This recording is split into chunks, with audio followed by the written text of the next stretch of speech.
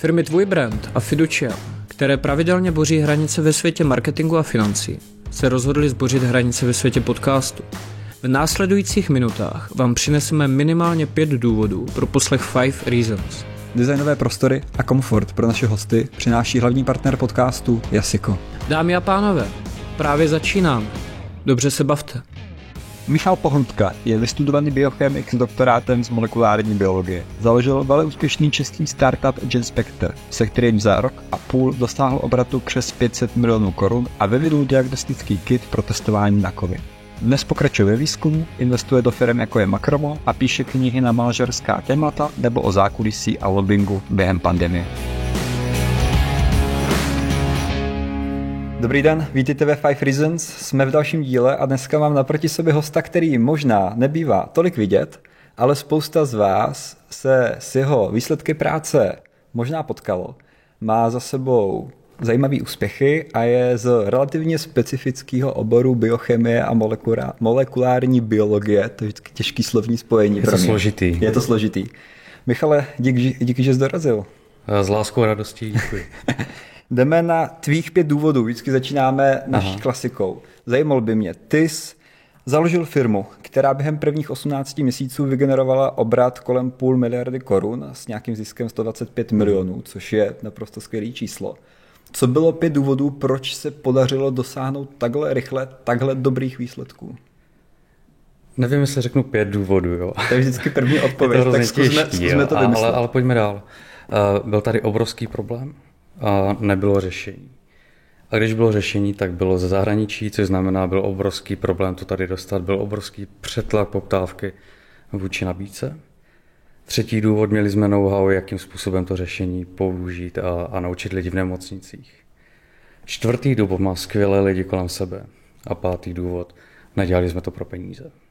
Ty peníze potom přišli s tím sami. Takže 5 důvodů jsme poskládali. My se hnedka na začátku budeme této firmě věnovat, protože je zajímavá a myslím si, že bude mít, nebo respektive ty výsledky, které jste udělali, tak díky nim budete mít ještě spoustu další práce. A k tomu se dostaneme. Pojďme jenom na první kartu. Máš před sebou 5 karet, vždycky poprosím jednu vytáhnout, ukázat na kameru a pod každou kartou je otázka jednoho z diváků. Já půjdu bez překvapení a vezmu to pořadě. Tak máme tam 5. Co je tvoje přání, a aby se jednou ve zdravotnictví podařilo objevit nějaký výzkum, nějaký objev, nějaký patent a ty se z toho ještě dožil. Takže co bys chtěl, aby se podařilo vyzkoumat během tvého života? Není to složitá otázka, mám jasnou odpověď. Jo. A je úplně jiná, než bych asi jako očekával, že by si mohl myslet. Je to z druhé strany. Já bych velmi chtěl, aby zdravotnictví třeba fungovalo, jak funguje, ale aby se změnila ta společnost, aby lidi začali brát to, že zdraví má nějakou hodnotu, že čas je to nejvíc, co máme. A tím, že se budeme starat o své zdraví, tak si ten čas prostě koupíme. A přenést tu odpovědnost ne, že my čekáme, co ty nemocnice a co ti věci a co ti lidi prostě udělají, ale že to přeneseme na každého z nás. A pak to teprve může fungovat, protože čekat, že za nás někdo něco udělá, tak to prostě nefunguje. Tak toho bych se chtěl dožít. Takže naučit lidi motivovat víc k tomu, aby fakt chodili na preventivní prohlídky, aby při nějakých prvních příznacích začali řešit problém a brali prostě vážně. A klidně ještě i tou úroveň dřív, aby opravdu žili tak, že by to je v souladu s nějakým jako zdravým životním stylem. Aby už přemýšleli nad tím, že si prostě půjdou zaběhat ne kvůli tomu, že musí, ale že jim to někdy na konci toho života dá prostě ten čas. A že když pojede v 70-80 letech na sraze základky, tak tam uvidí ty lidi a nebudou se bavit jenom o nemocech, ale budou se bavit o tom, jak třeba někde s někým byli. A to si myslím, že je to, co by bylo to mé přání, aby se změnilo. Co si myslíš, že bude ta cesta, nebo mohla by být ta cesta právě teda ty lidi tady k tomuto myšlení nějakým způsobem postupně donutit? No a to je přesně ono. Já myslím, že pokud půjdeme cestou donutit, tak to nikdy nebude fungovat. Jo, vždycky jako leading by examples prostě funguje, ukázat tu cestu. Jo, a lidi neřeší nemoci, dokud jim někdo neumře, a zní to jako možná až moc jako tvrdě. Jo. Dokud jim někdo neumře v rodině, tak to prostě neřeší. A to je něco, co i to zdraví si uvědomujeme v pozdějším věku, protože prostě ten negativní příklad máme, který nás třeba motivuje. A tady toto přenést už do toho dřívějšího věku, ale bez těch jako špatných příkladů, ale s nějakou pozitivní motivací, jak u těch starších, z toho systému zdravotnictví, systému vzdělávání, tak toto je ta cesta, kterým prostě bychom měli jít a zároveň i rodiče to přenášet na děti. Tak možná jednu tady z těch cest tvoří jedna z firem, ve které působíš a do které investuješ. Ale pojďme teďka napřed k té firmě, kterou jsem zmínil úplně v počátku, k té úspěšné, která vznikla v roce 2020, Genspector. Je to spin-off společnost, která vznikala dohromady, mám pocit, ještě s Martinem Radinou, Přesně z Spádie a s Genery Karlovkou hlavně. a Univerzita Karlova. Přesně tak, takže vás tam bylo asi 5 dohromady nebo kolik, kteří za tou společností stáli. Jak jsem zmínil, vznikla v roce 2020, během toho, co propukl COVID. A vy jste vyvinuli diagnostický kit, který měl nějakým způsobem zrychlovat a zlepšovat tu diagnostiku onemocnění, a se kterým jsme bojovali. Jak toto vzniklo, respektive jakým způsobem jste došli k tomu samotnému, jak to mám říct, objevu nebo výsledku toho výzkumu a potom k té samotné distribuci? Já to vezmu a dám to do příběhu a půjdu malinko víc od začátku. Já jsem dlouhou dobu pracoval pro velkou americkou firmu v diagnostice, pak jsem odešel a založil si vlastní konzultační společnost. A přišel covid a všechno jsem nechal a šel do laboratoře pomoct. Prostě rukama začít pracovat s Martinem Radinou. On rovněž šel do laboratoře, ponechal jako všeho manažerského, co měl, a trávili jsme od rána do večera v laboratoři. A tam vlastně zjistíte, že dříve bylo potřeba udělat třeba 5 PCR testů na jakékoliv onemocnění za týden. A teď by byl tady takový jako obrovský nával, že bylo potřeba udělat 1000 testů za jeden den a ten skok je enormní. A nejenom jako v chemii, nejenom ve strojích, ale v mindsetu lidí a organizaci té práce. A to tady chybělo. Takže co mě potom napadlo, je složit firmy dohromady, které jsou schopny to společně udělat, ale ne v rámci 2 let, ale třeba za 2 měsíce. A potkal jsem se se Standou Kmochem, můj bývalý kolega z lékařské fakulty, pak jsme potřebovali výrobce, takže jsme našli firmu v Hradci Králové a během 2 měsíců jsme založili firmu a během dalšího měsíce jsme přišli s kompletním řešením. Ale uvést to na trh je něco, co je hrozně těžký, protože pokud někde takhle pošlete krabičku, tak ti lidi nebudou vědět, co s tím mají dělat. Takže já jsem potom strávil 1,5 roku tím, že jsem jezdil po nemocnicích a ty lidi to opravdu učili, jakým způsobem to využít tak, aby třeba těch 1000 vzorků za den byli schopni zanalyzovat s relativně málem lidí, protože ti lidi prostě kolabovali a bylo to složitý období. Jak jsem zmínil, tak během 18 měsíců ten obrat vyskočil na 500 miliony. Každý 3. PCR test, mám pocit, šel právě přes ten váš diagnostický kit, který jste dohromady vy všichni dali dohromady. A jakým způsobem ta firma funguje dneska? Protože ta nemoc nám do jisté míry odešla, pořád je mezi námi, ale už ne v takové míře a ten úvodní hype, který kolem toho byl, tak přešel. Což možná znamená, že i ten produkt, se kterým jste tu firmu založili, tak už není tolik potřeba. A znamená to, že teda klesly obraty, ta činnost se utlumila postupně, a nebo jste přešli trošku do jiného třeba využití a segmentu? Jasně, teď začíná ta radost. Jo. Teď začíná to, co chceme dělat. My Genspector jsme zakládali s tím, že chceme pomoct v době, kdy to bylo potřeba.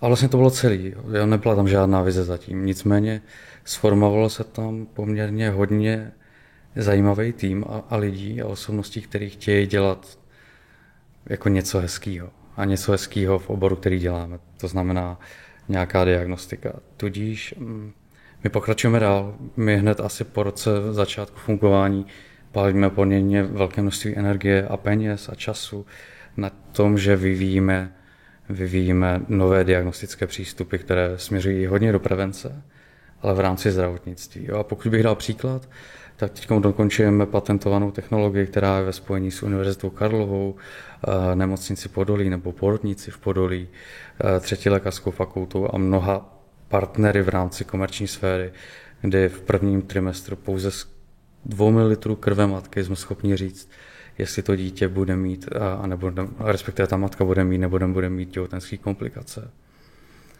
A pokud ty těhotenské komplikace má, tak každá druhá matka a druhé dítě plus minus má potom problém s kardiovaskulárním systémem po celou dobu Tím pádem pouze z 2 ml krve jsme schopni s velkou mírou pravděpodobnosti a relativně malým úsilím obejít to, že by to dítě narozené nebo ta matka po porodu měla problém s kardiovaskulárním systémem. A to je třeba jeden z příkladů, který děláme, kde pálíme hrozně času a je to něco, co nás extrémně baví, takže zaplať pánbůh, že covid je pryč, doufejme a zaklepu to, protože nás to profesně prostě posouvá tam, kde to máme rádi. Já jsem se díval, že se zabýváte i třeba rozpoznáváním onemocnění ledvin, což je asi jako jedna z těch dalších aktivit a podobně. A tomu už se věnujete v rámci dceřinky Innovations, jestli se nepletu. Je to respektive tak. Pak vznikla právě dceřinka, kterou založil ty společně s ostatními partnery a ta by tam měla se věnovat ty diagnostice těm dalším různým Přesně třeba. tak, přesně tak. Okay. A teď nastává doba, kdy obě dvě společnosti fúzujeme, kdy vnímáme, že GeneSpector jako takový v rámci toho covidu už splnil tu svou roli a tím pádem veškeré úsilí dáváme do vývoje nových technologií. Takže to, na čem vyrostl, tak už vlastně vůbec není jeho činností, by se dalo říct, a pokročili jste prostě zase o kousek dál. Využili jste zdroje, který jste vydělali.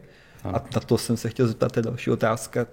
Ty peníze, těch 125 milionů, dejme tomu, nebo kolik třeba na konci byl ten zisk, který jste tam realizovali, tak jakým způsobem jste to dál distribuovali a využíváte? Jdete tím směrem, že fakt investujete všechny peníze do výzkumu nebo... Ve většině případů ano. Poměrně velký díl, což je někde kolem 25%, se vrací zpátky na univerzitu, do základního výzkumu, k lidem, kteří to vymysleli. A má to jasně definovanou matici v rámci Univerzity Karlovy. Zbytek z velké části reinvestujeme zpátky. 10% celého zisku jsme dali na charitu, do aktivit spojených právě se zdravím. A teď tady tyto zdroje používáme k tomu, abychom byli schopni ty technologie, které směřují právě mimo COVID, dostali na trh. Čekali jste až takový výsledek? Když jsme nad tím vůbec neuvažovali, že bychom... Fakt jste jenom vymysleli, šli s tím ven do trhu a prostě během krátké doby ten výsledek se dostavil sám, pak jste začali řešit, jak budete dál pokračovat. Přesně tak. Okay. Což docela do jisté míry ovlivnilo i tvoji kariéru, předpokládám, protože jakmile jsi odešel z korporátu a šel jsi na vlastní nohu volnou, tak v ten moment člověk asi neměl tolik naplánovaný x let dopředu, co bude dělat, a to, že přišel covid, že ta firma byla tak úspěšná, tak do jisté míry předpokládám ovlivnilo to, co děláš dneska. Rozhodně, jako naprosto. Covid změnil život mnoha lidem, mnoha firmám, institucím, stejně tak mě. Vzniklo obrovské množství problémů a problém rovná se příležitost pro mě. A to je to, co bychom si měli jako všímat, kde jsme schopni s nějakým problémem pomoct a tam máme-li tu možnost směřovat ty profesní kroky. Já jsem se díval, že jste založili pobočku v Bostonu. Když jsem byl na jedné přednášce jednou, tak tam pánové ze Schroders mluvili právě o tom, že Boston je dost univerzitní město a centrum jako zdravotnictví, celkově vzdělávání. Byla to tím pádem jasná volba, a co byla ta myšlenka toho, proč jít do toho Bostonu? Chcete, předpokládám, asi expandovat s těmi produkty a patenty do Ameriky, tak to byla asi ta hlavní věc. Jo, rozhodně je to náš business model, který máme. Ten je postavený na tom, že víme, že život je krátký. A člověk by měl dělat to, co ho baví a hlavně to, co umí. A my nechceme tvořit obchodní organizaci, nechceme prodávat. My chceme být R&D firma a veškeré technologie exitovat partnerům, který mají nějaký globální dosah. A právě většina těch partnerů je ve Spojených státech. A abychom tady tento bridge byli schopni urychlit, tak to je ten důvod, proč jsme zakládali pobočku ve státech, protože americký partner je mnohem potom jednodušší pro jakýkoliv vyjednávání i to operativou v rámci toho prodeje, než partner ze střední východní Evropy. Liší se nějakým způsobem prodej tomu partnerovi v Americe a právě třeba ve střední nebo východní Evropě? Naprosto. Pokud jste partner ve střední a východní Evropě a prodáváte to do států, tak pořád je to jednodušší varianta veškeré to IP a to know-how převést do té americké pobočky a potom řešíte v rámci amerického práva a amerických standardů ten prodej. A v rámci regulací třeba dá se říct, který tady ten jako region je složitější pro nějakou distribuci, můžu říct asi léčiv nebo podobných výrobků? Já jak pracuji ve zdravotnictví, to je extrémně regulovaná oblast. Právě proto se na to ptám, který ten regulovaný to složitější. A nejsem expert, i přestože celý profesní život pracuji ve zdravotnictví, tak vůbec bych se nepasoval do role experta a že v tom má úplně jasno. Ty regulace jsou rozdílné, tady máme MDR, tam máme FDA, EMA a různé klinické studie. Pokud jdeme do diagnostiky, tak je to IVDR a ty regulace jsou rozdílné, každopádně se stejným cílem. Aby to, co dáte do člověka, anebo na základě čeho vy diagnostikujete něco, čím potom ten člověk bude procházet v rámci léčby, tak to musí být regulováno, protože tam je návaznost na lidské zdraví člověka. A netroufám si tvrdit, co je jednodušší, jestli v Evropě nebo ve státech. Má to rozdíly. Na druhou stranu ty regulace jsou natolik jako jasně definované a striktní, že nemají žádný vliv na to, jestli to prodáváme tady v Evropě nebo to prodáváme ve státech. Protože tak či tak tady ty certifikace potom ve výsledku si tvoří ten partner pro nás. My nejsme ten, kdo dělá ty certifikace. Takže jsou v nějakým souladu prostě. Určitě jsou v souladu. Když GenSpector narychlo vznikal, tak jak vznikal ten tým, předpokládám, že člověk vzal telefon a obvolal ty nejbližší, kterým nejvíc věřil, že mají proto ty predispozice, abyste to dotáhli takhle daleko, a nebo postupně ten tým třeba i v dalších měsících rozšiřovali nějakým způsobem? My ho rozšiřovali postupně. Co je nutné říct, že to je dceřiná společnost Univerzity Karlovy.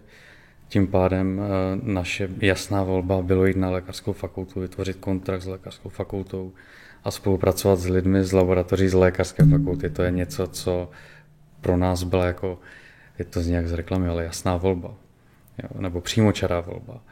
A teď máme v týmu lidi, kteří nejsou z lékařské fakulty, jsou i třeba z Akademie věd, mají ten background. Ve většině případů my máme malý tým, je to třeba 10-15 lidí, ale každý je jiný. My nebereme lidi, že to je 5 biochemiků a 5 lékařů, ale bych řekl, každý má opravdu jinou odbornost. Někdy je to složitý na komunikaci, abychom jako našli ty překryvy.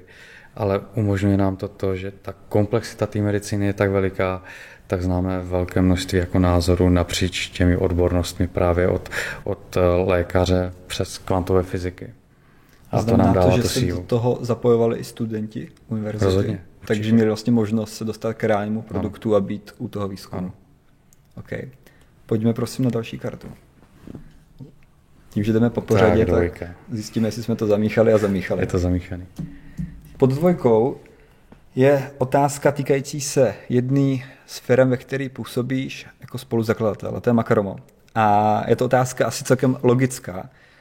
Týká se krevních testů. Je to jeden z produktů, který v Makromu děláte.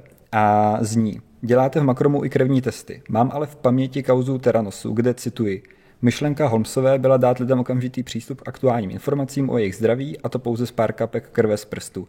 Její zařízení v podobě černé krabice s názvem Edison měla suplovat laboratorní krevní testy a zajistit člověku vše od rakoviny až po syfilis. Jak mám poznat, že opravdu vaše krevní testy fungují? Že to není případ Teranosu třeba? A to byl skvělý případ. Jo. To byl člověk, Elizabeth Holmes, která nadchla obrovské množství investorů a jako z mýho pohledu, tím, že jsem do toho ponořený, tak prostě ukázala tu budoucnost, kde ještě prostě nejsme. Ty technologie nejsou tak daleko. Takže my, co děláme, a je to jako zásadní rozdíl, je, že my pouze umožňujeme lidem odběr doma a poslat to do laboratoře, kde standardními stroji v rámci laboratoře, která je certifikovaná, akreditovaná, se to změří. A změří se pouze ty parametry, které zvládnou pokojovou teplotu a v nějakém čase. A to je ten rozdíl. My neděláme to, že by člověk dal 2 kapky krve a my bychom to dali do nějakého black boxu a něco vyběhlo. My to prostě pošleme do laboratoře, která... Standardní technologie, standardní postupy, za to v jejich případě to bylo o tom, že se snažili prodat tomu světu nějaký nový řešení, který prostě nefungovalo. A to myšlení jako cash by to tak bylo, jo? Že v každý lékárně, v každém ve výsledku je obchodě dáte kapku krve a vidíte parametry, které souvisí třeba s 2 největšíma zabijákama na světě, což jsou kardiovaskulární onemocnění a onkologické problémy. A pokud toto by bylo možné a šli bychom a našli ty markery, které řeknou pozor, tady je red flag a zajdi si k lékaři a chytíte se to dříve, než se to rozvine, tak pak nechci říct, že máme vyhráno, ale jsme na skvělé cestě k tomu, abychom byli schopni porazit tady tyto dva zabijáky. Vrátíme se ještě na chvilku k tomu období covidovému. A ty zároveň napsal knížku. A to je důležité zmínit, ty píšeš vícero knížek, nebo napsal si vícero knížek, asi 6, jestli se nepletu, některé jsou zaměřený na manažerské dovednosti a své zkušenosti historické, ale tato byla zaměřená na období covidu, jmenuje se Hrdinové covidu a neb mezi laboratoří a vlivem a má poukazovat na to, co se dělo, jak probíhala třeba jednání, jakým způsobem probíhal ten samotný výzkum a co člověk zažíval v nemocnicích a laboratořích. Ta anotace, která je k tomu napsaná, tak zní, zatímco lidé nevycházeli ven kvůli možné nákaze COVID-19 a báli se o zdraví svých blízkých i své, v nemocnicích a laboratořích se odehrávaly dramatické situace na hraně vyčerpání. Jaké to bylo období pro tebe? Co ty jsi v tom terénu prožíval? Protože jsi na začátku zmínil, že jsi byl v těch laboratořích, že jsi opustil tu manažerskou činnost. Pro mě to byl jako flashback zpátky ke studiím, ale s tím, že už jsem tam neměl toho školitele a učitele nad sebou, ale měl jsem tu možnost nějakým způsobem to ovlivnit. A osobně jsem člověk, který hledá řešení a ne problémy. A bylo jako hrozně hezký vidět, že ty problémy jde řešit. A vyčerpání tam bylo jako velký. Jo, postupem toho času to samozřejmě rostlo. Ale na druhé straně máte to flow, kterou vám dává jako energie.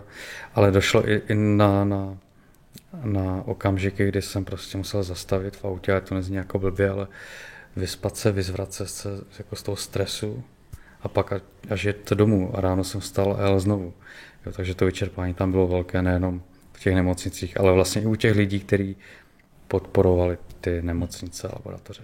Byla to do jisté míry tvoje jako první víc praktická zkušenost, protože ty celý život byl manažer a teďka tam najednou šel do té laboratoře a tím nechci říct, že jsi nikdy v laboratoři nebyl. Samozřejmě člověk byl 100% ve finále, máš PhD z molekulární biologie a podobně, že člověk tam asi trávil dost času. Jasně, ale po dlouhé době nebo možná poprvé dostal do té jako reality z toho manažerského křesla a přesně, zažil si, jak to tam vypadá. No jasně.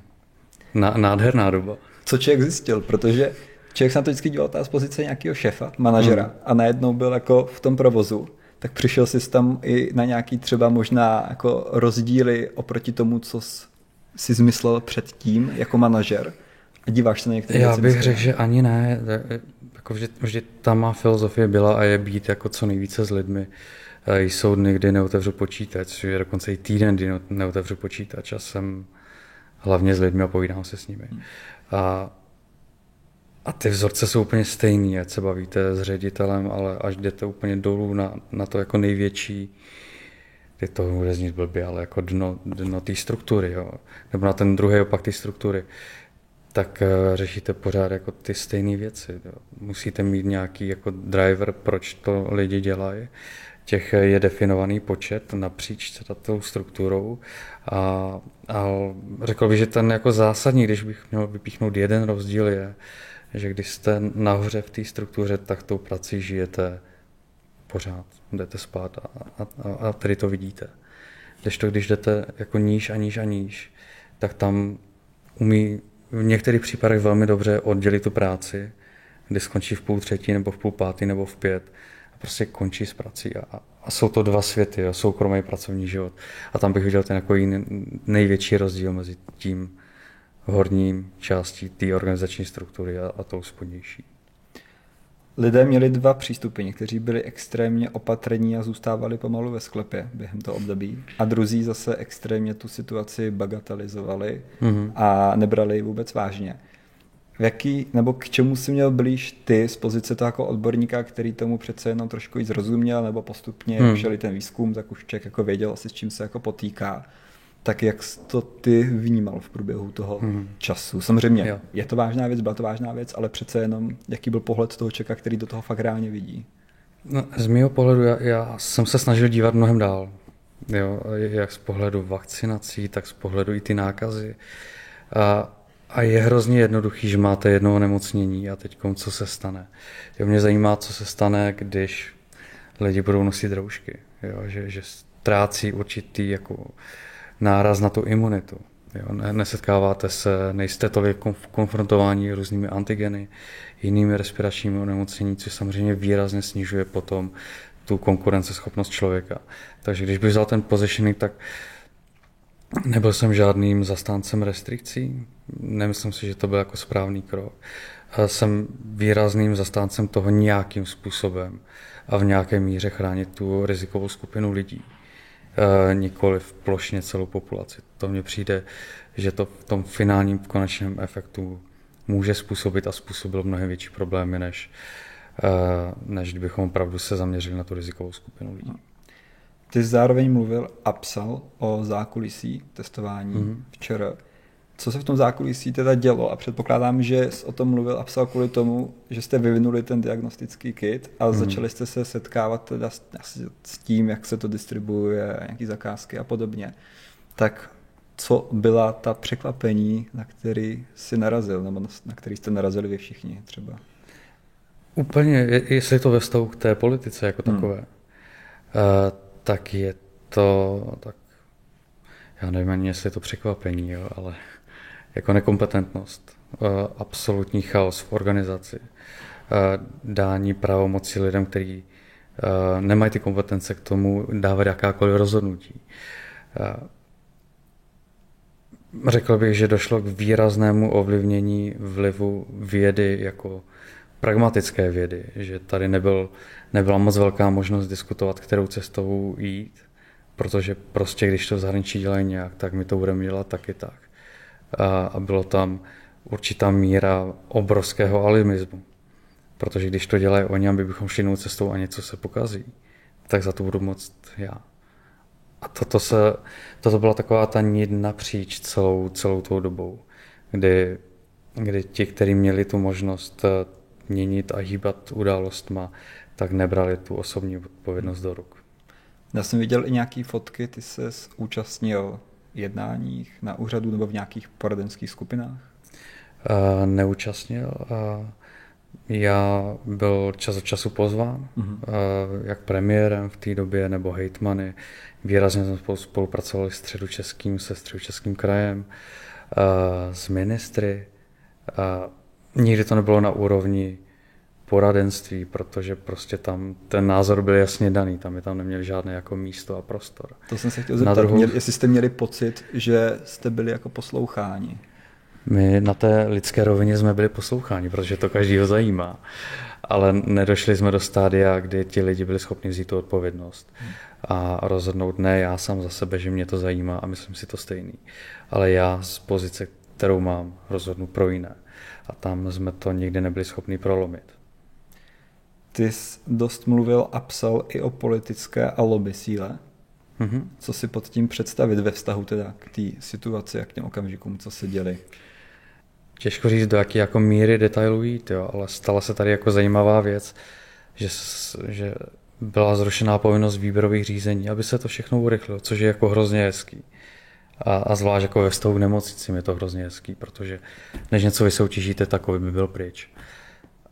A to samozřejmě otvírá to hrací pole, které ne vždy je prostě čisté nebo šedé.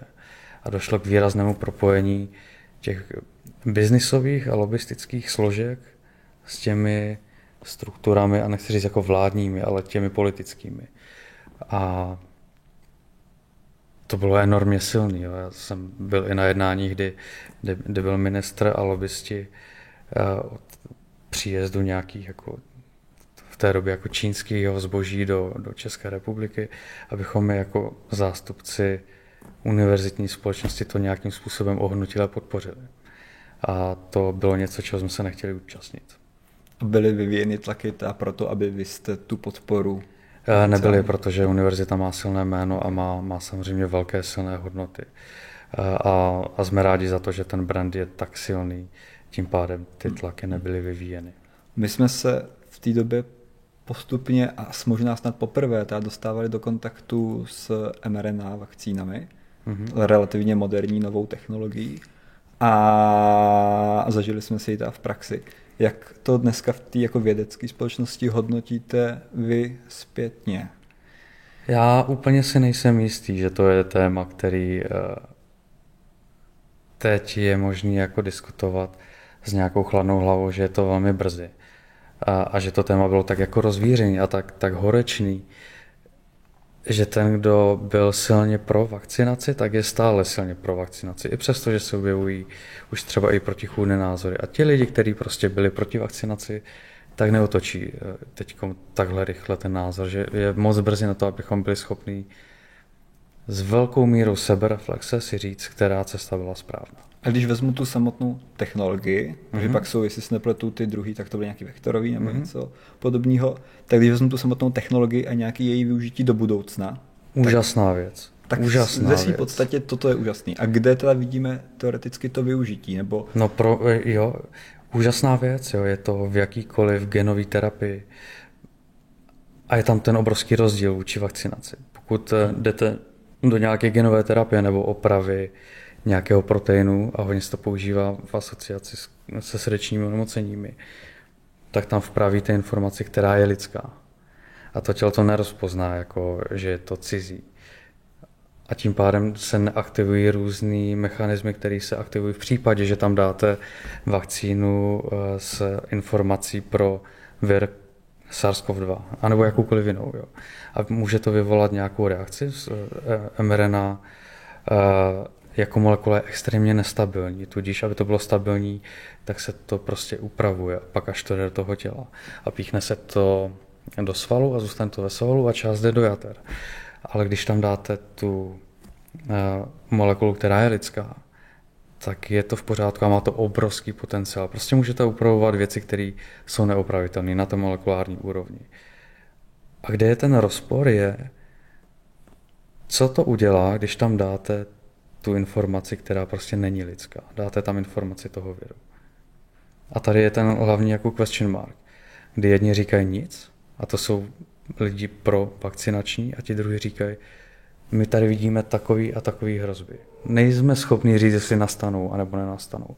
Ale ukáže nám to čas. A ten čas je prostě 5-10 let. A to si myslím, že je ten jako zásadní rozdíl mezi těma dvěma názorama. Takže třeba kolem roku 2030 budeme moudřejší v této věci. Já doufám. A měli bychom být a říct si nějakou jako sebereflexi a co dál s tím. Pojďme na třetí kartu, prosím. 4. Jak daleko je možná léčba rakoviny? A kdy si myslíš, že rakovina teda bude něco, čeho se, teď to možná bude znít do jistý míry blbě, ale nemusíme bát. Bude se dát většina vyléčit? Asi neumím odpovědět. Jako můžu říct přání co nejdřív. Spíš ten pohled třeba na to, co se dneska zkoumá, jak daleko jsou třeba nějaký patenty a vlastně celkově tady tyto věci. Jasný, že si neodpoví na to, kdy to nebude strašák. Na dvě části. Jsou typy rakoviny, které jsou jako fatální a je to hrozně těžký, jako pankreas a podobně. A pak jsou ty, které už jako umíme číst mnohem líp. Jo. Umíme je operativně řešit, umíme je řešit biologickou léčbou, chemoterapii, i přesto, že ta míra efektu není tak velká. Ale co vidíme v posledních letech je že ten nárůst té úspěšnosti a těch jako vědeckých týmů ve vztahu jako cost-benefit se výrazně zvětšuje. Takže bych řekl, že jsme v době, kdy akcelerujeme to, že jsme mnohem blíž. Že teď vývoj léčiv a přístupů a hlavně genové terapie řekněme nových přístupů, které třeba před 5-7 lety nebyly. Takže 1 rok teď je 10 let zpátky. Takže pevně doufám, že to je otázkou jednotek let, kdy se to efektivně zlepší. Takže by mělo být teoreticky možný vymyslet nebo vyzkoumat něco, co by bylo schopno účinně tady to onemocnění. Já si myslím, že ta cesta je opravdu molekulární biologie, genová terapie a jít cestou tady touto cestou, než cestou jako chemie, která není specifická a není prostě, když máte rakovinu nebo nádor nebo prostě buňky rakovinného charakteru někde, tak to zacílení je tím klíčem. A uděláte to několika způsoby a myslím, že ten způsob je předmět toho, co je ten game changer. Pojďme na spin-off společnosti, výzkum, Karlovku a celkově tady toto téma. spin-off společnosti, ty se zakládají ve spolupráci primárně s univerzitami nebo různými odbornými institucemi a cílem je nějaký ten vynálezný výzkum udělat komerčním, takže ho dostat na trh a vlastně umět teda potom prodat a nějaký ten objev, který se v té firmě podaří udělat. Vy jste teda ten jeden spin-off úspěšný založil. Jak moc je toto v Česku ale běžná věc? Protože já jsem o tom slyšel poprvé třeba a nemám pocit, že by podobně úspěšné spin-offy v Česku vznikaly. Jo, a myslím si, že u nás chybí ta historie a zároveň operativa a zároveň ten mindset. To jsou 3 věci a malinko to rozvedu. Na Univerzitě Karlově jsme založili přes 10 spin-offů. Mají mít kromě komerčního využití ještě nějaký sociální přesah, že to prostě pomáhá. A teď se dostanu k tomu, že nemáme tu historii a ten mindset. Je tady extrémně oddělená věda od praxe, kde vědečtí pracovníci jsou ve většině případů hodnocení za tu vědu jako takovou, publikace, články, případně pedagogická činnost. A není tady ta historie a aby řekl ten habit toho, že by to měl dělat proto, aby to byl jasně definovaný užitek v normální populaci. Jedna věc. Druhá věc, operativa nám chybí. Univerzita Karlova jako jediná má nějaký mechanismus, kde jsme schopni během třeba 2-3 týdnů založit firmu, aniž by to šlo ke schválení, k akademickému senátu a fakultnímu senátu a rektorovi, rektorce a celému tady tomu ansáblu v úvozovkách. Já doplním, že vy jste vlastně právě pro tento účel zakládali Charles University Innovations Prague, tak se to jmenuje, což je akciovka, která právě tam má na starost vznik těch spin-offů, aby každý den musel procházet veškerou byrokracií a podobně. A máme ty kompetence a máme tu odpovědnost. Jo. A pokud by to každá univerzita chtěla udělat, tak samozřejmě má tu možnost a zrychlí to. Jenom tam musí být to dostatečné množství těch nápadů, těch technologií, aby se to prostě uživilo a vyplatilo. A ta třetí věc je, bych řekl, ten mindset těch lidí, a to je dlouhodobá věc, aby i vědci dělali věci, které jsou prostě nejenom do šuplíku, ale k dobru lidí. Tak ono ve finále z toho mého pohledu tam minimálně pro ty univerzity to může být teoreticky jako významný zdroj příjmů, protože když se bude dařit dělat úspěšné společnosti a dále potom prodávat, tak právě z těch prodejů budou schopni třeba dál reinvestovat ty peníze do toho výzkumu a i diverzifikovat třeba ty své příjmy. Rozhodně. Je to dlouhodobá cesta, protože rozpočet vysoké školy je v miliardách a vám to přinese jako zlomek. Na druhou stranu bych řekl, univerzita jako taková obecně je největší zdroj nápadu a největší zdroj biznesu ve velmi jako early phase. A pokud se povede propojit tu komerční sféru, která chce investovat do early phase nápadu, myšlenek nebo technologií, tak pak to malé číslo může být extrémně významné. A to si myslím, že je jeden z největších potenciálů Česka, kde by se měly směřovat peníze a energie. Já jsem se díval na nějakou statistiku a našel jsem, že v Česku je 80 zhruba spin-offů. Ročně jich přibyde 6. Třeba v Rakousku je to 4násobek. A to stejně rozvinutý je to třeba v Lotyšsku nebo ve Velké Británii. Dá se říct, co v těch zemích dělají teda jako jinak? Mají tam další už nějaký track record, tu historii nebo rychlejší třeba nějaký schvalovací byrokratický procesy nebo jiný mindset, nebo co jsou ty hlavní rozdíly? Ještě to upravím, těch spin-off společností bych proškrtal klidně, jestli jsi řekl 60, tak 58 jich je špatně definovaných a není to spin-off, je to třeba jenom licencování. Takže je to minimum firem. Nemyslím si, že vznikne víc jak 10 v rámci jednoho roku v Čechách. A čím to je? Je to tou historií a tou operativou. Na západě jsou opravdu zvyklí, i třeba ve státech, kdy nemocnice už dělají svůj výzkum. Je to normální, bazální, obecný výzkum, ale už aplikovaný na pacienty a to propojení je tam tak jako fluidní, že nepoznáte ve výsledku, co je výzkum a co je klinika. A to je něco, co nám výrazně chybí. Takže by se měly univerzity víc zapojovat potom i do toho prostě biznisu a umět ta řešení dělat prostě komerčním. Přesně. Co by tomu mohlo pomoct? Je to teda o tom, že by se mělo změnit to prostředí i legislativní a prostě dostat do těch univerzit lidi z biznisu tak, aby byli schopni třeba tak jak je ta role tvoje a ty zastáváš, myslím, místopředsedu a správní rady v té organizaci, tak dostávat prostě ty lidi z toho biznisu do tady toho prostředí akademického tak, aby ty své zkušenosti teda přetavily právě tady v tu komercializaci, nebo... Plus je tam ještě jedna věc, kterou bychom velmi rádi dělali, je vlastně víc z trhu, ne víc ty myšlenky. My něco vytvoříme a pak čekáme, kdo se o to bude zajímat. Ale udělat to naopak.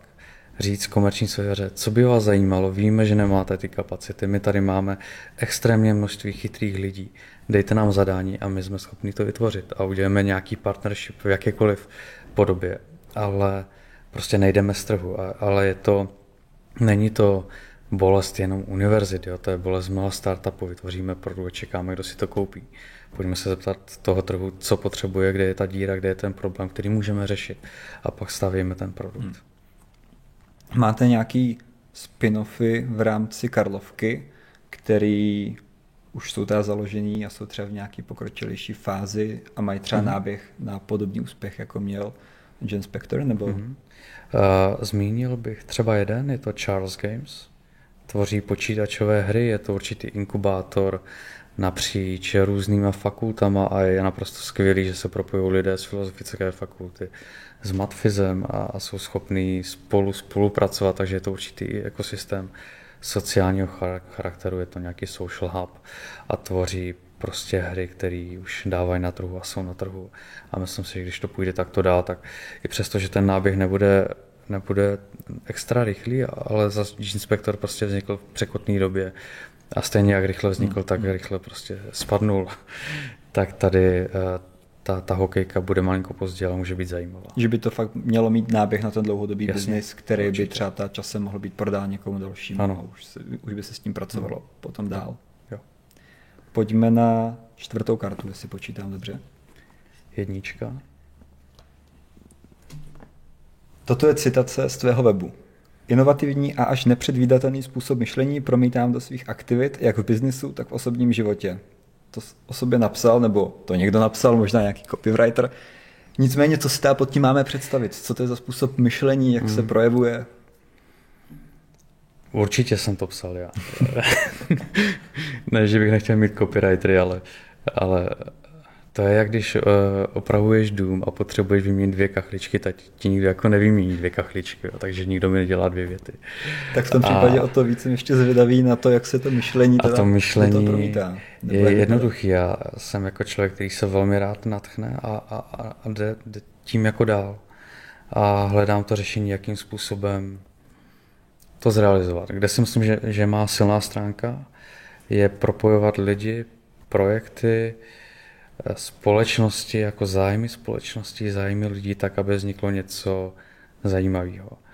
Takže pro mě je to v tom hledat nové příležitosti v live, mám třeba dalších 15, co bych chtěl dělat. Ale nemám čas, všechny jsou, bych řekl, neotřelé v tom provedení, nebo ne všechny, většina neotřelé v provedení. Je tam velká míra risku, proto je skvělý, že to o sobě vím a musím dělat nějakou sebekontrolu toho, kam věnovat ten čas a jak dělat jako priority management jako pro sebe a mé aktivity. Tak jedna část toho tvého času míří do Macroma, tam jsi jako spoluzakladatel a Macroma je startup, kde z odběru slin, krve, nebo teďka ta primárně slin, když budou brát DNA, tak právě zkoumáte ta vzorce DNA a potom dáváte lidem nějaká doporučení v rámci toho, jak by si měli chovat, jaký mají třeba nějaký predispozice zdravotní a podobně. A což je ta jedna část, potom jsou krevní testy, to jsme zmínili a teďka mám pocit nově je něco i co se týká spánku a stresu obecně. Jak funguje v principu to zkoumání toho DNA, ten odběr těch slin a vlastně ta následně celý ten proces až po ta doporučení. A chceme se bavit čistě o DNA. Teďka čistě o DNA. Okay. Je to jako jednodušší, než si člověk myslí. Když si to objednáte, přijde vám domů zkumavka, kde poskytnete 2 ml slin a pošlete to k nám. A teď to není jako Teranos, ale my to posíláme do laboratoře a z těch slin je možné vyizolovat DNA a přečíst ten kód. A ten kód je něco, co je prostě unikátní.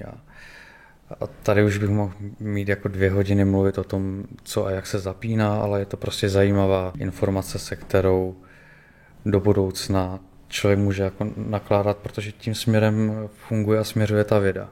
Je to jedna z nejrychleji rostoucích částí té vědy. A umíme číst hrozně málo teď.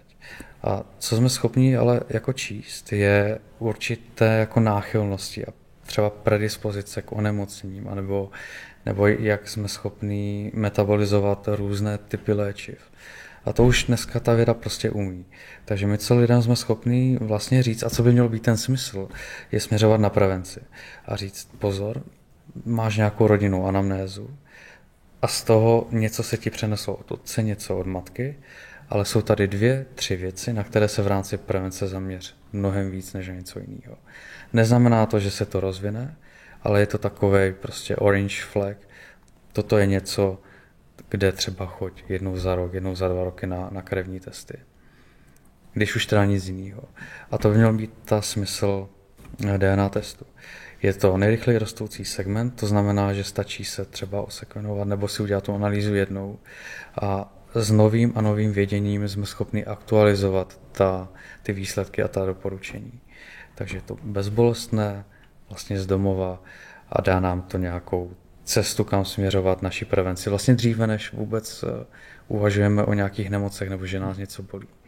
Co se dá z toho DNA dál vyčíst? Kromě té nějaké možné náchylnosti k různým onemocněním, které můžou být, a i nějakého dědičného původu, tak to jsou ty další věci, které se z toho umíme dostat. Já věřím, že třeba za 15-20 let většinu věcí budeme schopni jako říct, jo? Ale v tuto chvíli, co umíme říct, jsou náchylnosti k určitým nemocem, a to na základě prostě nějakých metodik. Umíme říct nějakou farmakogenomiku, což je, jestli metabolizuju nebo nemetabolizuju rychle nebo pomalu nějaký druh léčiva. Je to extrémně zajímavý třeba v oblasti psychiatrie anebo v oblasti léčby hypertenze, kdy ne první lék vám prostě zabere, prostě zkouší se to. A zrovna u těch antidepresiv a podobných látek je to velmi jako složitý, protože čekáte nějakou dobu a teď ono to nezabere a třeba máte půl roku, než najdete to správné léčivo. A tady ta informace vám může jako výrazně pomoct, nebo lékaři může výrazně pomoct nasměrovat toho člověka nebo respektive tu léčbu.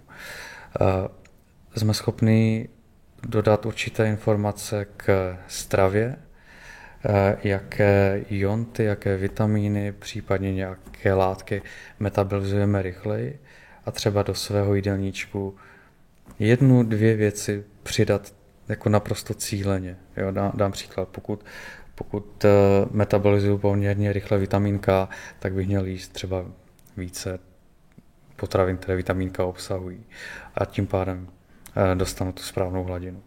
Umíme některé parametry v rámci sportu a sportovních aktivit predikovat, že ten člověk má třeba větší predispozice k nějakému typu sportu než k druhému, ale tam ta vědecká data nejsou natolik silná, že bych se tam o to opíral. Vy vlastně dneska celý ten business model máte postavený na tom, že prodáte jednorázově ty testy. Mm-hmm. Zvažujete tam i nějaký, a je to vůbec reálný subscription modely nebo něco podobného? Já bych řekl, že v tuto chvíli bohužel, bohudí, těžko říct, prodáváme položky v rámci jako testu. Kam my směřujeme, a je to třeba otázkou půl roku, je, že my chceme být platformou, kde se dají všechny vaše výsledky, si dáte, my to algoritmama propojíme a budeme schopni člověku říct nějaká doporučení v rámci třeba mě a v rámci tebe to bude jiný.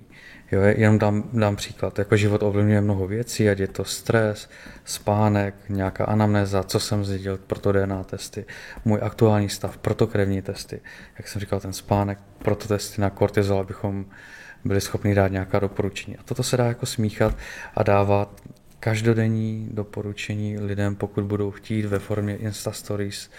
Můžeme importovat data, když někdo půjde do Spádia nebo do nějaké jiné nemocnice, importovat ta data, abychom už nemuseli potom ty testy prodávat, ale mohli jít tou globální cestou a směřujeme k subscription, kdy tou přidanou hodnotou bude prostě lifestyleová věc, ale postavená na datech, která pomůže lidem být nějakým průvodcem zdravého životního stylu. Kdo tam ta doporučení dává? Mám si to představit tak, že tam sedí někdo, kdo si to přečte, pak mě tam naťuká nějaký jako to stories, to doporučení, jak se mám chovat, nebo se bavíme už o nějaké automatizované umělé inteligenci, přesně, která umí propojovat prostě veškeré ty informace a na základě toho to doporučení dávat.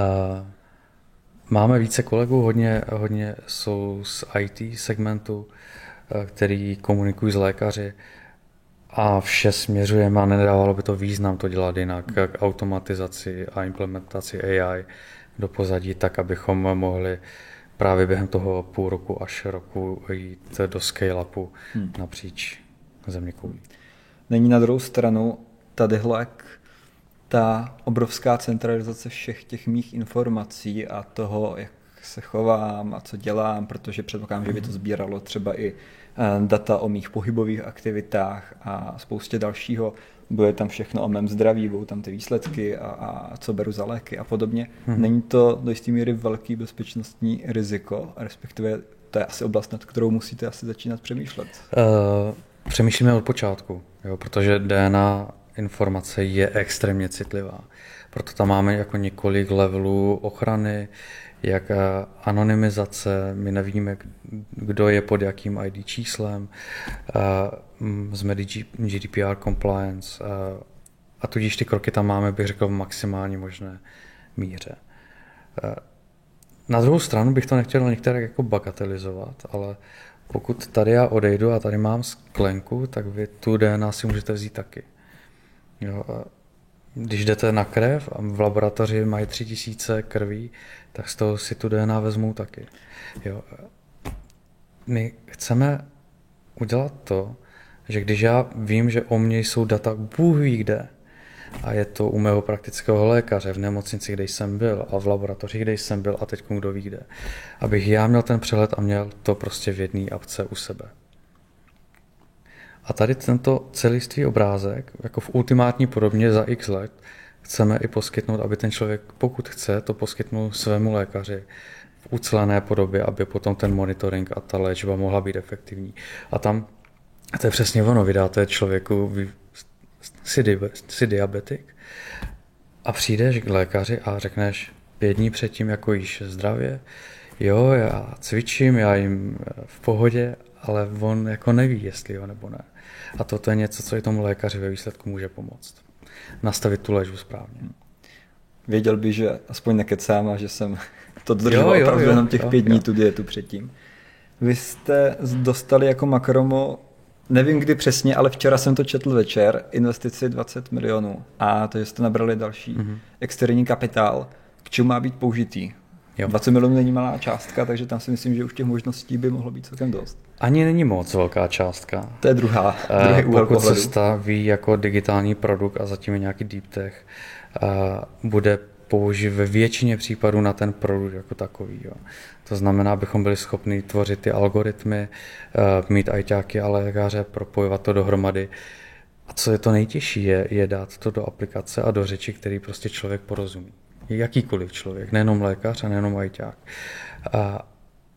Chceme to propojit s Applem, pak další jako devices a mít prostě ucelený ekosystém pro to, abych nemusel chodit jako s mými daty kamkoliv jinam, ale měl to prostě v jedné platformě. A to je to, na co bychom to chtěli použít. Mít hotový produkt a potom další kolo bude použito na expanzi a jít mimo Českou republiku. Dneska jste zatím v České republice, kam by šly ty kroky dál, kde vidíte trhy, který třeba na ten vstup nejsou tak složitý a dá se tam dobře uchytit. Jo. Další kroky už v tomto roce bude Rakousko. Má to jako pragmatický důvod. Česká republika je pro Rakousko číslo 1 v rámci obchodu, takže na Čechy jsou zvyklí. Je to blízko logisticky, takže pro nás Rakousko je jako první pilot směrem ven. A pak je to Evropská unie. Nehledě na to, která země tam, kde nás prostě rámci regulací pustí. Takže bude to Evropská unie v druhém kroku, předpokládám, v příštím roce už.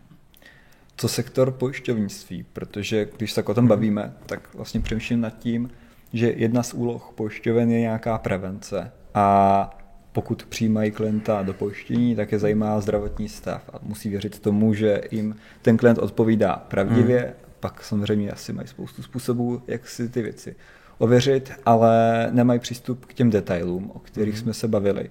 Je to segment, kam cílíte a existuje nějaká varianta toho, že byste byli třeba schopni tam do té aplikace pustit tu pojišťovnu, poskytnout jí ty data, ona by byla třeba schopna mnohem lépe posoudit to riziko a tím pádem pak třeba i tomu přizpůsobit následně nějakou cenu a další věci. Je to velký cíl. Jo, jenom nejsme tak daleko ještě, abychom šli na tu relevantní diskuzi. Nemáme ten produkt hotový v takové míře, aby to bylo win-win jako pro všechny zúčastněné, včetně toho člověka, který používá tu apku. Nicméně směřujeme tam a má to, bych řekl, jako 2 úskalí.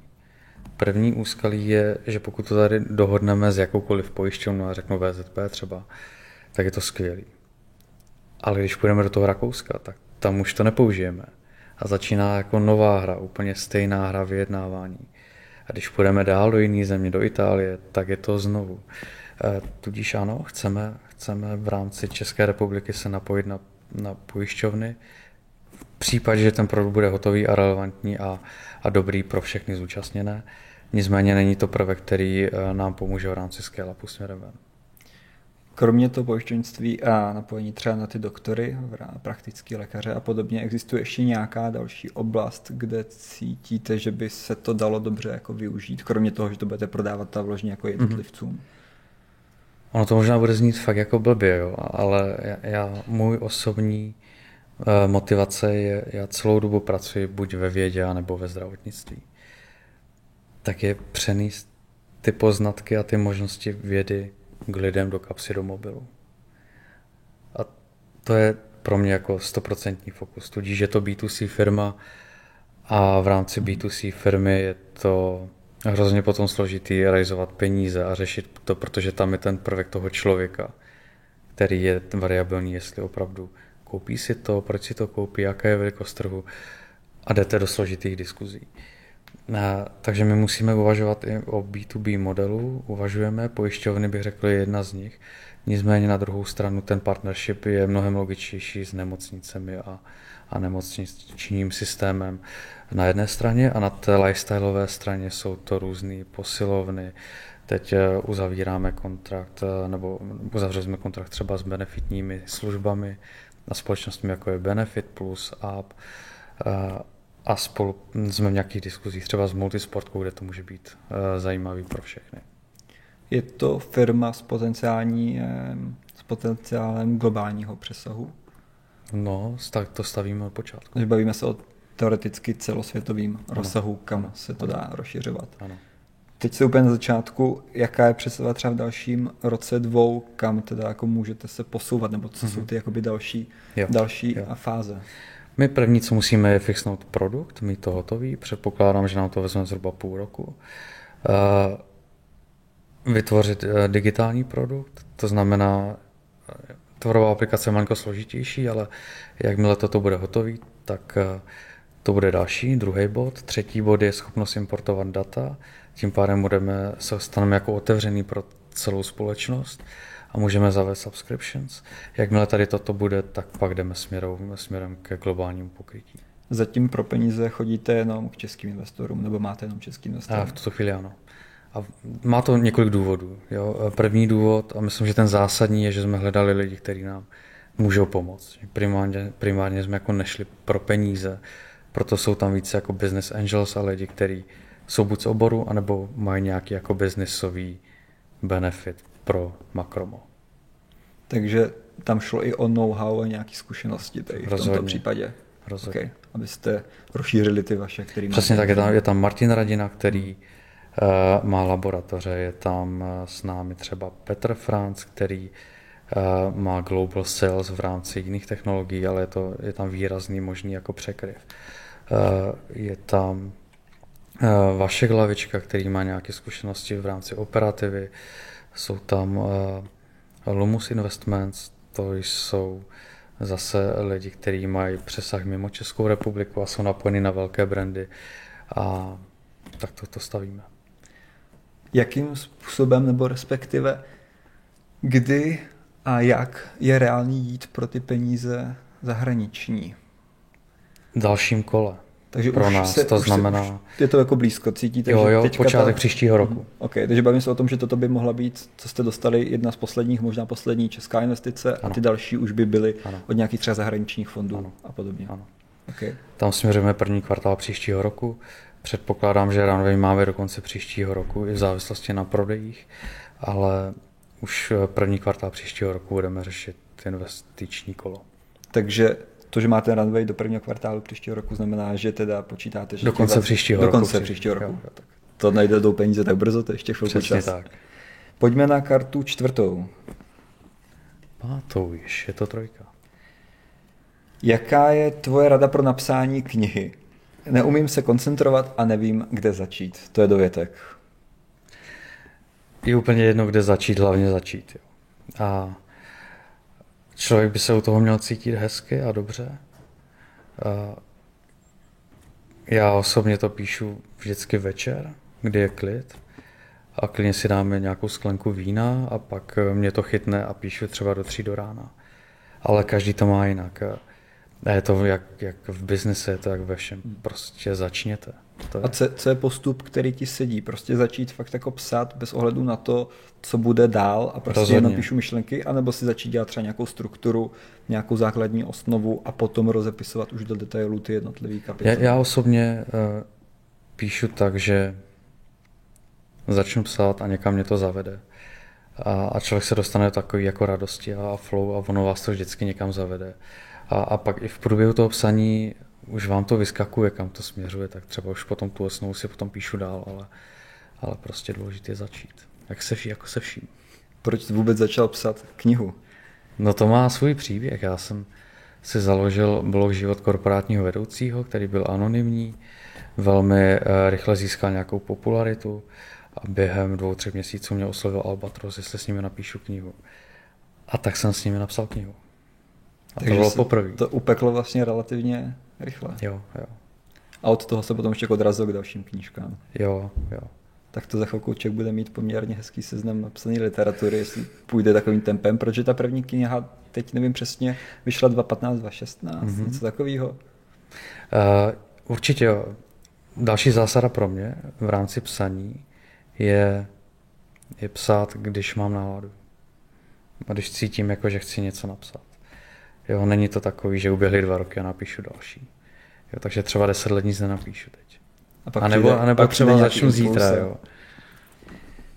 Tím, že jsi dělal celý život v korporátu a pak šel do toho biznesu na volnou nohu, co byl pro tebe největší rozdíl tady v tomto?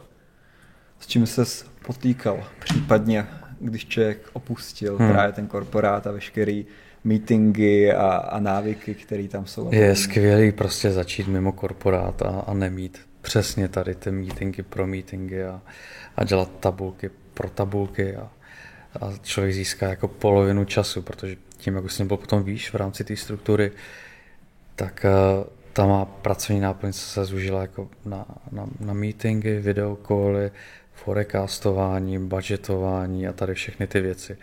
A už jsem potom jako trpěl tím, že jsem neměl styk s tou realitou. A vystoupit mimo komfortní zónu a jít si dělat svoje věci bylo jako složitý rozhodnutí. Na druhou stranu hrozně osvěžující, že ten čas najednou měl zase jinou hodnotu. Když vám odpadne 60% času, který děláte jen kvůli tomu, že se to musí dělat, tak najednou máte 60% buď volna, anebo 60% času na něco dalšího. Co byl vlastně ten impuls, kdy si člověk řekl, OK, po 10 letech končím prostě v korporátu na vysoký manažerský pozici? Já jsem ho vlastně ani jako neudělal. Jo. Já jsem dostal skvělou nabídku od největší farmafirmy, nebo jedné ze 3 největších na světě, být marketingovým ředitelem pro půl Evropy. A tak jsem odešel a dal jsem si 6 týdnů volna a tam jsem si řekl, že už nenastoupím. Jo takhle, takže ty jsi odešel kvůli nabídce, kterou jsi nakonec teda nepřijal. Přesně. Já jsem ji přijal, ale pak jsem nenastoupil. A ten důvod byl jednoduchý. Když si člověk vezme volno a pak si řekne, jaký bude ten rozdíl mezi předtím a nově, tak vlastně procesně nebude žádný. Jo. Bude to hezčí pozice, lepší plat, ale bude to pořád stejný. A proč jsem odešel? Nebylo samozřejmě jenom kvůli tomu, že jsem měl lepší nabídku, jinak bych nepřijal. Tak všechno to, co by mi vadilo, by se objevilo znovu. Další kniha byla Jak zvládnout práci manažera. Mám pocit, že tam bylo kolem 10 000 prodaných kusů, což je celkem vysoké číslo. Jsem manažer, tak jak mám řídit svůj tým, abych ho řídil úspěšně, abych byl dobrý manažer. Dejme tomu, že to je tým třeba o 10 lidech a je to mladší tým. Jak bys k tomu ty přistoupil? Jaký bys byl manažer? Dá se jako popsat nějakým způsobem to, jak bych třeba měl komunikovat, fungovat? To je hrozně jako obsáhlý téma. Asi neumím takhle zkratkovitě odpovědět. Jo, musíte, ale když bych v pár bodech odpověděl, člověk by neměl řídit víc než třeba těch 10 lidí, nebo víc než 6 lidí, protože pokud vy řídíte víc, tak už nejste schopný to řídit, bych řekl, empaticky. A ten důvod je, protože musíte najít ty drivery těch lidí, proč pracují. Jo, co je ta motivace k tomu? Je to úspěch, jsou to peníze, je to to, že se potkají v kuchynce a popovídají si, je to něco jiného. A pokud pochopíte ty lidi, tak jste schopni potom řídit ty jednotlivce a motivovat je. A každého motivujete prostě jinak. Takže kdyby měl zkratkovitě odpovědět, tak je to pochopit motivace těch lidí a na základě těch motivací jim stavět tu práci. Dá se říct, jestli si nějak liší práce manažera v ryze české společnosti a v nějakých zahraničních korporátech? Extrémně. V jakých věcech? Myslím si, že tam je důležitá ta historie Česka vůči tomu globálnímu světu. V globálním světu, a teď nechci, to zní jako blbě, jo, je ethic first. A myslím si, že toto je něco, co nám jako v českém trhu nebo středoevropském trhu chybí. Je určitá míra etiky a držení hodnot. A to je nade vše. Jo, a neříkám, že se to potom děje, vždycky je to jako na nějakým jako lidském selhání, ale minimálně vás to nutí nad tím přemýšlet. A to není jako ethic first, není habit české firmy. Druhá věc je, myslí se velmi dlouhodobě v rámci globálních firm. I přesto, že tam jsou nějaký krátkodobý, jasný KPI a cíle, tak to je něco, co v Čechách zase není tak extrémně běžný. A třetí věc je jako dát si vizi, misi, proč to pro Boha jako děláme a co vidím často. A znovu nemyslím to některá špatně, je, že české firmy spadnou do toho mikromanagementu, do té výroby a případně jako čísla na konci roku, jak dopadnem, ale chybí tam takový to proč, ta radost. A myslím, že to je něco, co bychom se měli učit a i přesto, že to zní možná až jako blbě takový ten americký entuziasmus, tak aspoň špetku té esence si z toho vzít. Tak to je nekonečný téma, je to asi možná tím, že si pořád nevěříme a tolik, tak pak ty vize třeba nejsou takový. Ale děláme fakt jako krásné věci v Čechách. Jo. Když člověk vyjede na konferenci, člověk je třeba žasný, s jakým entuziasmem lidi ze státu jsou schopní říkat o něčem, kde my jsme výrazně dál, ale my s tím ani nejdeme jako na ten trh. Že to sebevědomí potřebujeme nakopnout a máme ho proč mít. Aspoň si myslím, že máme ho proč mít. A pokud tady to proč to děláme, zakomponujeme do těch firem, tak aby vlastně napříč celou firmu, nejenom ten majitel, ale i všichni ostatní věděli, proč ta firma tady je, že chce někomu pomáhat, anebo cokoliv jiného, tak ta sladěnost napříč tou firmou dává tu konzistenci. Otázka na to, jaký být manažer, byla asi těžká, to uznávám, ale jak být efektivní manažer, jak umět třeba prioritizovat, řídit si dobře svůj time management a podobně. Ve finále ty těch aktivit máš spoustu, takže člověk musí toto umět. Takže případně můžeš říct i ze své zkušenosti, ať to není obecný, jak ty k tomu to já myslím, že to je fakt ten jako hacknutí toho úspěchu je dělat si priority. Já začal jsem v korporátu, takže jsem si dal nějaký cíle na měsíc, na kvartál, na rok a každý ráno jsem si napsal, co udělám. A paradoxně jsem to otočil a napsal jsem si, co musím udělat. A začal u těch jako nejvíc lehkých věcí, ne u těch důležitých, protože ty důležitý jsou dlouhý a těma jsem většinou končil. Teď těch aktivit mám víc, je firem víc a tím pádem pro mě je důležitý dělat jako priority ve vztahu k delegování. Co jsem schopný všechno nadelegovat, tak to udělám a tím vlastně začínám. Nezačínám mou prací, ale začínám tím, co lidi můžou udělat, kde jsou na mě závislí. A až potom já jdu pracovat. A to je taková ta síla té toho hledání té efektivity. Potom předpokládám, že hledá i ten balans mezi tím, která firma zrovna tě potřebuje o něco víc, kde je ta větší priorita. Rozhodně.